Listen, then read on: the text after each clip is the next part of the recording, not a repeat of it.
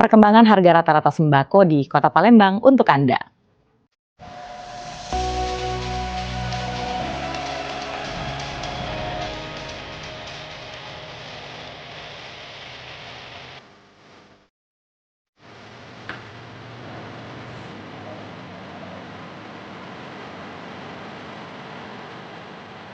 Pantauan harga sembako berdasarkan laman Disdak Palembang, tepatnya di Pasar 16 Ilir menunjukkan cabai merah keriting dijual Rp35.000 per kilogram, bawang merah Rp38.000 per kilogram, bawang putih Rp35.000 per kilogram, beras premium Rp15.000 per kilogram, minyak goreng minyak kita Rp19.000 per liter.